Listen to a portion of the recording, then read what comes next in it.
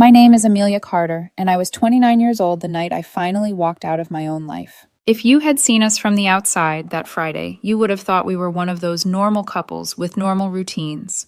I was at the stove, like always, garlic and onions hissing in the pan, filling our little apartment with that warm, soft smell that usually meant comfort. From the bedroom, I could hear my boyfriend David moving around. Drawers opening, hangers, scraping the faint bass of the playlist he insisted on playing while he got ready. That was our ritual. I cooked. He got ready. Then we went out with his friends. For a long time, I told myself it worked. I liked having something steady, predictable after years of chaos in my 20s. I told myself it meant we were a team. Amelia. His voice floated from the bedroom. What are you wearing tonight? I gave the pan a quick shake and wiped my hands on a dish towel before stepping into the doorway. I had on dark skinny jeans, ankle boots, and a simple black top with a low back.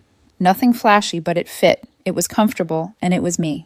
David stood in front of the mirror, already half-dressed, in dark wash jeans and a fitted button-down. His reflection skimmed over my outfit, starting at my boots and dragging slowly up to my face. His mouth twisted. "You're not wearing that, are you?" He said it like a question, but it wasn't one. It never was. "What's wrong with it?" I asked, trying to keep my voice light.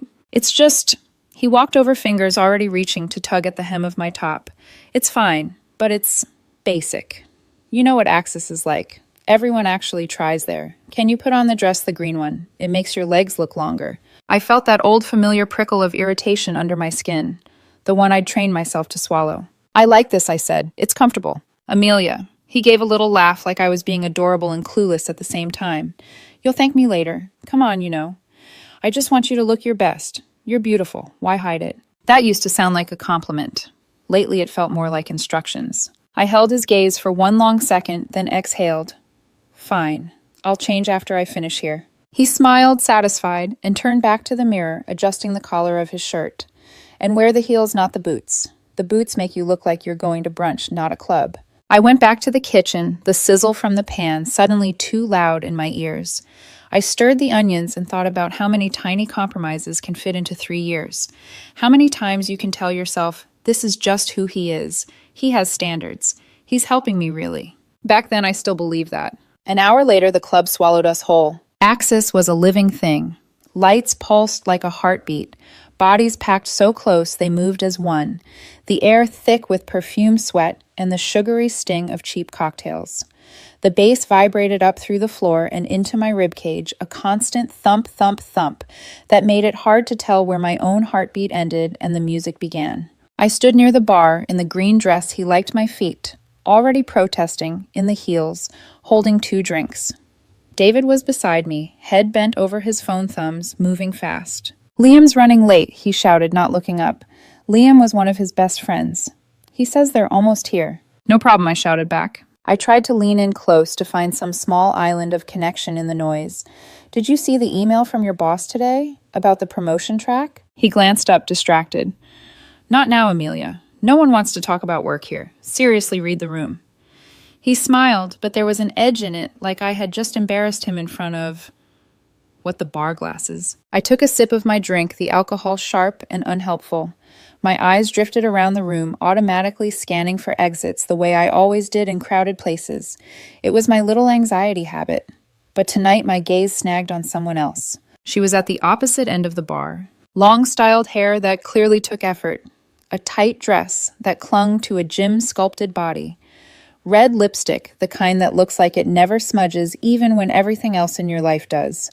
She had that effortless confidence of someone who knows they're being watched and enjoys it. And she was watching David. Her eyes moved over him, slow and assessing, then flicked to me for half a second, and away again, as if I were just background scenery, a coat rack, a chair. I watched David's reaction, already knowing the answer and still hoping to be wrong. He looked up from his phone, caught her gaze, and smiled. Not his polite work smile. Not the half-distracted one he gave me when he wasn't really listening. A full, easy grin, like something inside him had just turned on. My stomach tightened. "Amelia, what's wrong?" I asked myself silently. "You're being paranoid. People look. It's just looking." But then I saw it.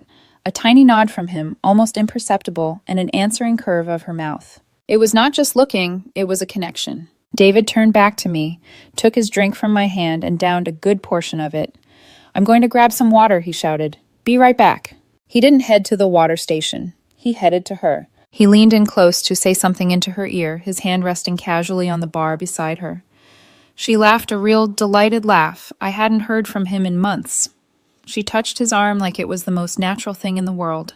The bass kept hammering away, but inside me, everything went very, very quiet. I watched the way she angled her body toward him, the way he leaned in, shoulder brushing hers, like they were already sharing a secret.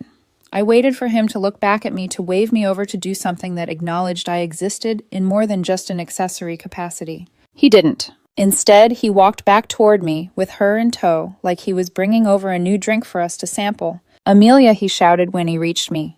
"This is Jenna." "Hi." Her smile was polite, quick, already bored with me. "Nice dress." "Thanks," I said. My voice sounded like it belonged to someone else. David's hand was still around his glass. In his other hand, he held his leather jacket, the one he loved, the one he treated with more visible care than most of our conversations. Without warning, he thrust the jacket into my arms. "Here," he said, casual, like he was asking me to hold his phone for a second. "Hold this.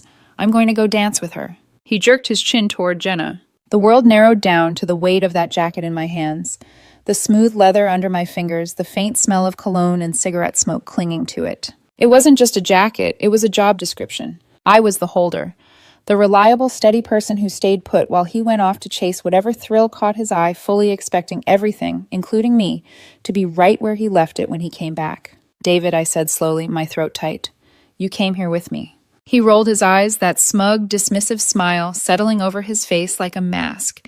I suddenly realized I had seen way too often. "Amelia, relax. It's just a dance. You're not one of those clingy girls, right? You always say you're chill." Jenna smirked, already half-turned toward the dance floor.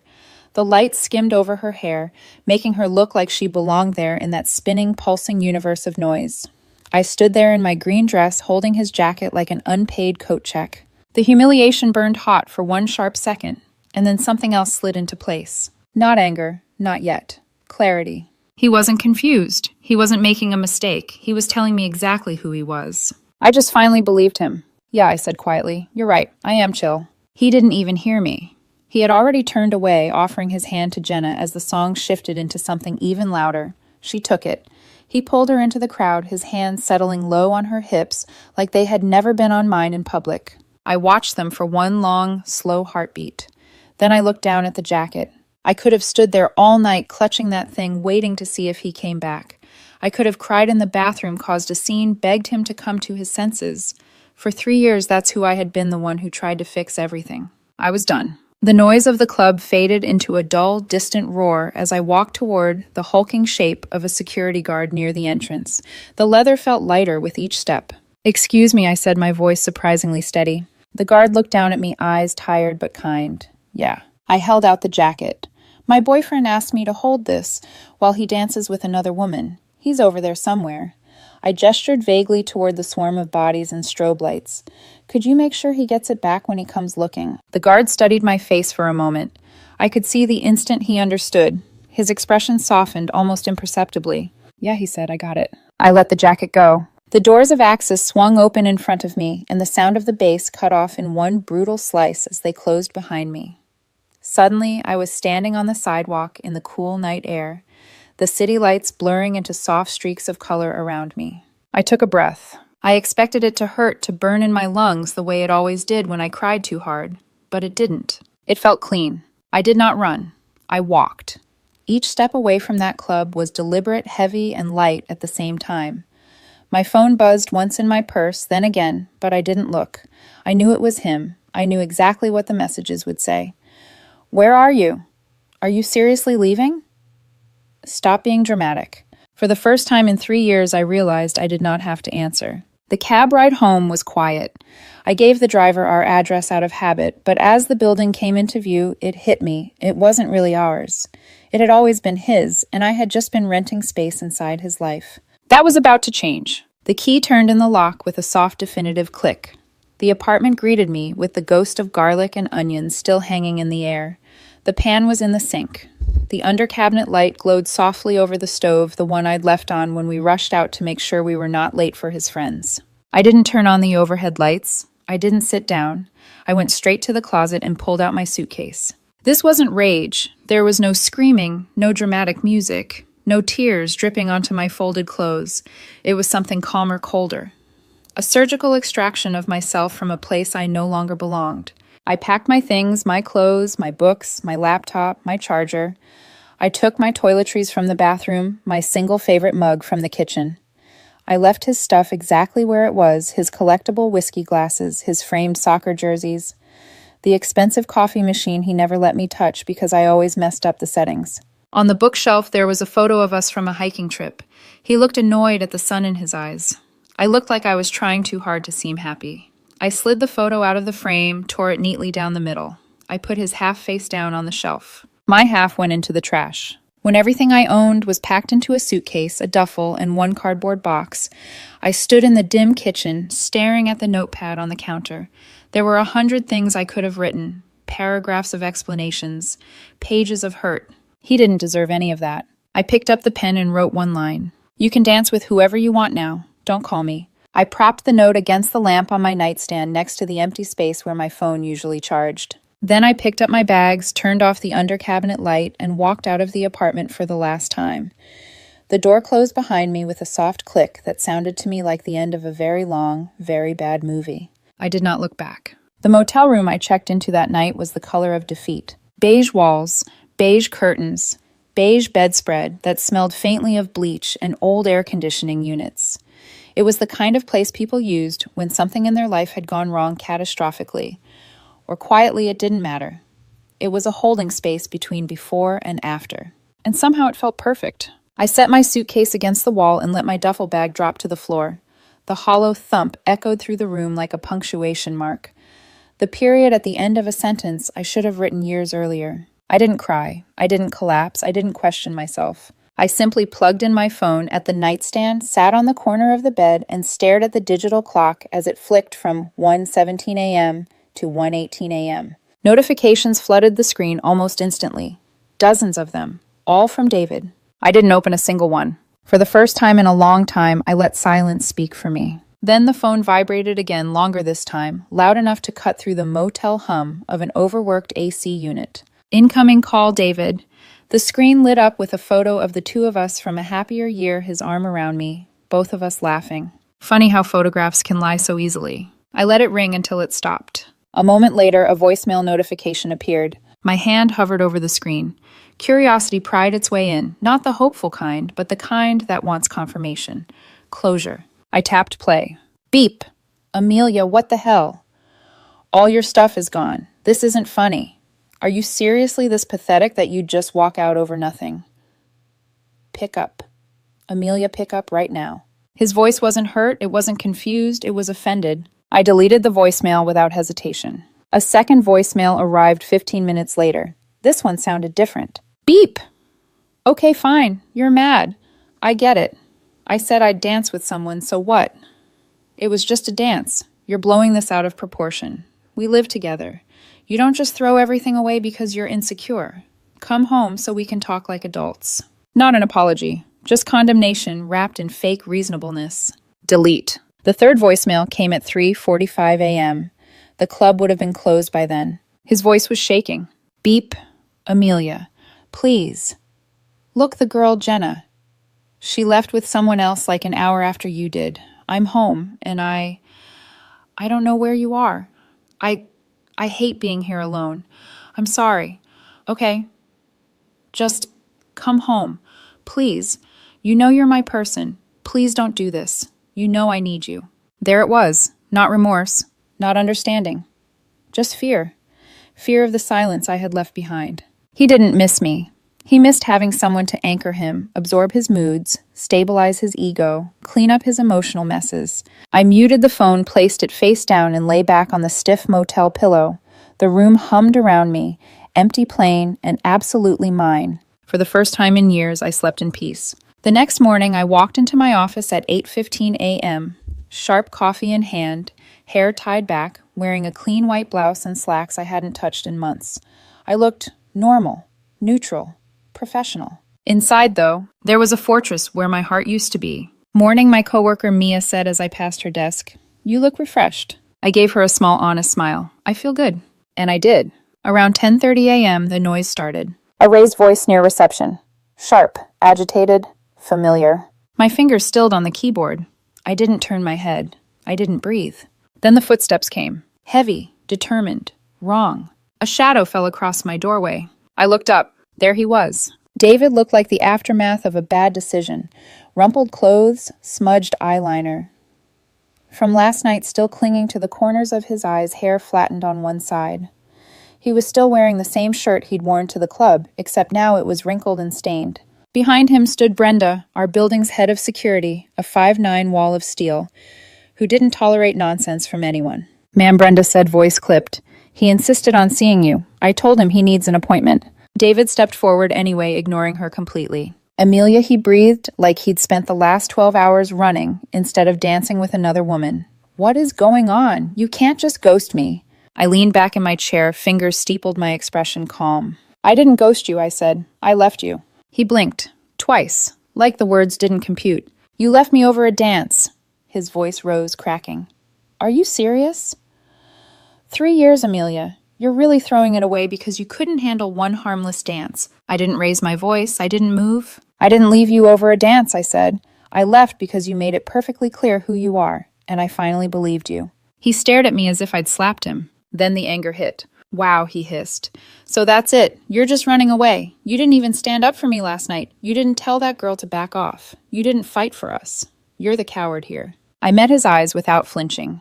There was nothing worth fighting for. That broke something in him. He lunged a half step forward, but Brenda's hand clamped on his arm, instantly firm, professional, immovable. Sir, she said coolly, time to go. No, his voice cracked. Amelia, please. Please just talk to me. You can't do this. You can't. Brenda, I said quietly. That was all. Brenda nodded once, and within seconds he was out of my office and halfway down the hall, dragged by authority rather than force. His protests, a messy cocktail of pleading, shouting, and self-pity, echoed against the corridor walls. You'll regret this. You'll never find someone like me. You need me, Amelia. You need me. I watched him disappear around the corner. Then I turned back to my monitor. My coffee was still warm. For the first time in a very long time, I felt completely beautifully calm. The weeks that followed felt strangely quiet. Not empty, not the hollow, aching quiet people warn you about when you leave a long-term relationship, but a different kind of quiet, a clean one. Like the silence after a storm when the air still smells like rain and the world feels rinsed. I checked out of the motel after 3 days. My company had recently approved remote work flexibility, and with a little schedule rearranging, I managed to avoid running into anyone who might ask too many questions. Then I found a place. A small modern apartment on the opposite side of the city, open layout, high ceilings, big windows that made the morning light spill in like a promise. The walls were soft gray. The air smelled like new paint and untouched space. There were no framed photos of a relationship slowly rotting beneath the surface, no reminders of conversations I should have had, no corners containing ghost versions of myself. Just space, breathable, quiet, uncomplicated space. I moved in with 3 boxes, 1 suitcase, and my laptop bag. It was the lightest I'd ever felt. That first night, I brewed coffee in the cheap machine I'd picked up from a thrift store. It tasted terrible, burnt, and watery, but it still felt like freedom because I had chosen it. That same night, my phone buzzed on the counter. A text from David. David, I can't believe you moved out. Can we talk? I didn't answer. The message stayed unread, a digital mosquito buzzing at the edge of my consciousness. Annoying, but not dangerous. I set the phone face down and continued assembling my bookshelf. Not our bookshelf, mine. A few days later, I met up with my old friends, the ones David had subtly edged out of my life over the years. There was Lily, who used to drag me to late-night karaoke and knew every Taylor Swift lyric ever written, and Jonah, who never once judged my messy breakups or my impulse decisions, and Maya, who sent memes instead of emotional pep talks because she knew humor patched my heart better than pity. We met at a pub, the kind with string lights draped overhead and music loud enough to cover awkward pauses, but soft enough to hear each other laugh. When I arrived, Lily hugged me so hard it forced the air from my lungs. "Where the hell have you been?" she demanded, half teasing, half scolding. "We thought your boyfriend locked you in a basement." "Not far off," Jonah said into his drink. I laughed. And it wasn't the polite, careful laugh I'd perfected during the last year with David. It was real loud, unrestrained, a little ugly. God, I'd missed it. We stayed out until almost midnight talking about work stupid reality shows, and Jonah's cat, who hated everyone except Maya. There was no heavy emotional intervention, no dramatic breakdown. Just warmth, presence, connection. Walking home later with cool air brushing against my bare arms, I felt something I hadn't felt in months. Myself. The version of me David had chipped away at, the one who used to sing along to bad karaoke and stay up late playing card games on floors of apartments that smelled like pizza and spilled drinks. She was still there. Just buried, just waiting. Work became easier too. My mind felt sharp again, focused. The lines of code I wrote were cleaner, the logic tighter, as if removing him from my life had unclogged something in my brain. My boss even commented on it. "Great work this week, Amelia," she said one morning, handing me specs for a new project.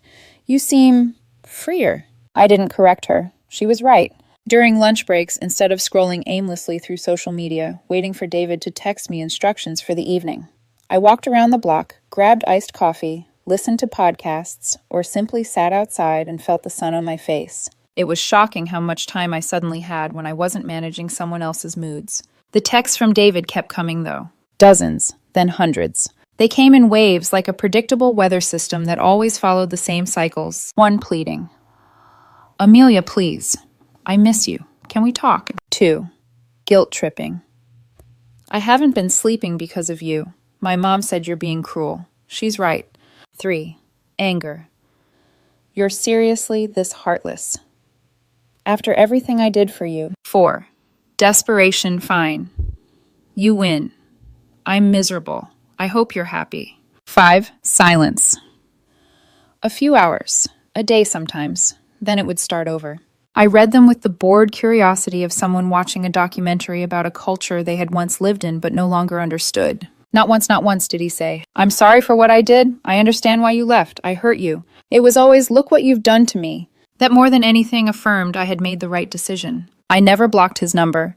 Blocking him would have required effort, intention, energy, and I wasn't giving him any more of that. Instead, his messages faded into the background of my life like the hum of a refrigerator, sometimes noticeable, mostly irrelevant. I started going to the gym after work, something I'd stopped doing because David always complained I was tired and boring afterward. I wasn't training for aesthetics or trying to match some unrealistic fitness aesthetic like the women he followed on Instagram. I just liked the feeling of becoming stronger, grounded, present in my own body. The weights were honest in a way that people rarely were. Push-pull, breathe, repeat. Simple. True. The transformation wasn't physical, not at first. It was internal. Each rep, each step on the treadmill, each quiet evening in my sunlit apartment chipped away at the version of myself that had lived for someone else's approval. I finally liked the woman who stared back at me in the mirror.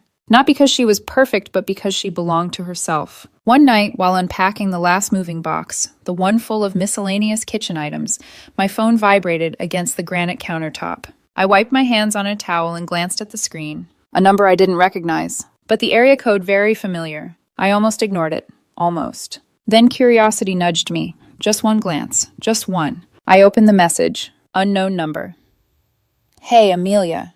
It's Lily. I got your number from David. I know I probably shouldn't get involved, but he's really not doing well. He lost his job because he's been so upset and he's spiraling. He's a mess. Don't you feel even a little bit bad?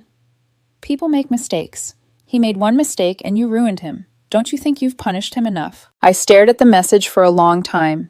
There it was again, the familiar narrative. His pain, his consequences, his downfall, all placed squarely at my feet. And Lily, who was always loud, dramatic, and staunchly loyal to her own version of events, had become the messenger.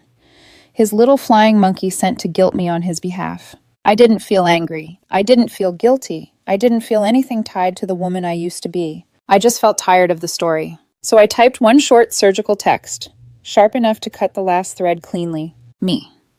The position of backup plan is filled, and from the sound of it, so was his. I hit send. Then I deleted the entire conversation. Not blocked, not archived, just erased. A closed chapter that didn't deserve a bookmark. I set the last item from the moving box, a sleek pepper grinder beside the stove. Then I stepped back and looked around my kitchen. My apartment. My space. For the first time in years, I could hear silence and not feel afraid of it. It wasn't emptiness, it wasn't loneliness, it was presence. Mine. The message I sent, that one clean, precise line, should have been the end of it. And in many ways it was. Not because David stopped trying, but because something inside me stopped listening. The next morning, I woke up in my own bed in my own apartment, the sunlight spilling through the blinds in soft golden strips. I lay there for a moment, letting the warmth settle over me. I couldn't remember the last time I had woken up without tension already coiled in my chest, without bracing myself for the tone of David's first text of the day, without wondering what I needed to do, say, or be to keep the peace. It was startling how light a human heart can feel when it is finally returned to its rightful owner. I stretched, slipped out of bed, and brewed a fresh cup of coffee in the new machine I'd splurged on sleek chrome and absolutely excessive. David would have hated it. "You don't need that," he would have said. "It's overkill. It doesn't match the rest of the kitchen." But the difference now, it matched me. I took my coffee to the window, leaned against the cool frame, and watched the city waking up. Cars humming down the street, a couple walking a dog, a woman across the way practicing yoga on her balcony, a man in a suit balancing a smoothie and a laptop bag. The world was moving, and for the first time in a long time I wasn't watching it pass me by. I was part of it again. Later that day I stopped by a small local market to pick up groceries.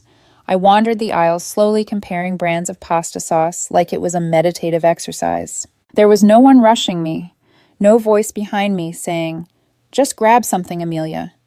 No pressure to pick the healthier one, the cleaner one, the more aesthetic one. I didn't realize how many choices I'd surrendered over the past 3 years until standing in front of a display of marinara jars made me feel oddly emotional. At checkout, the cashier, a girl maybe 19 or 20, complimented my earrings.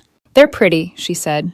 "Thank you," I answered. "I haven't worn them in a while." "That's a shame," she said with a smile. "They suit you." I walked home feeling strangely buoyant, an affirmation from a stranger, carrying more weight than compliments from David ever had because it came without condition. That night, as I sat at my kitchen counter eating a simple dinner I'd thrown together, my phone buzzed again. A long text from David. Not angry, not pleading. Exhausted. "David, I'm sorry for everything. I know I messed up. I know you don't owe me anything. I miss you. I miss us. Can we please talk? Just once, please." I stared at the message for a long, quiet moment. The words were what I had once begged for, longed for, proof he understood, proof he cared, proof he saw the damage he caused. But now, it felt too late for apologies, not out of bitterness, but because the woman who had once needed them no longer existed. I didn't respond. I didn't have anything left to say. Over the next week, his messages continued, each one softer than the last, like a flame slowly losing oxygen. "David, I don't recognize myself without you. David, I'm trying to get help. I don't know why I did what I did. David, you were the best thing in my life. David, I wish I realized sooner. David, I hope you're okay." There were no more accusations, no more manipulation, just quiet attempts at connection from a man who had finally understood the cost of his actions. But healing requires more than regret. It requires change. And I wasn't responsible for guiding him through that. I let the messages exist, but I didn't respond. Not out of cruelty, out of closure. 2 weeks later, I received my final message from him. It wasn't dramatic, it wasn't emotional. It was dignified in a way I never expected from him. "David, I understand now why you left. I'm sorry for the ways I made you feel small. I won't reach out again. I hope you find someone who sees you the way you deserve to be seen." I read it twice. Then I powered off my phone and set it aside, feeling a quiet, honest ache, not for him, but for the version of myself who had once needed this apology to breathe. I whispered to the empty room. I deserved better a long time ago. And for the first time, saying those words felt like an act of gratitude, not grief. The next morning, I opened every window in my apartment. Light flooded in. The curtains swayed. The fresh air carried the scent of something new, a season I had never stepped into before. I rearranged my bookshelf, alphabetizing the novels I loved. I placed a small plant near the kitchen window, its leaves bright and eager. I brewed my favorite coffee without worrying if it was too strong. I put on my music, and let it echo through the apartment. And then, I danced. Barefoot, messy, offbeat, unself-conscious. Not for anyone, not to impress, not to prove I was fun enough. Just because it felt good. My life didn't need a defining moment of victory. It didn't need a dramatic twist. It didn't need revenge. It needed peace. And that's exactly what I'd found. A quiet, steady beginning, not an ending.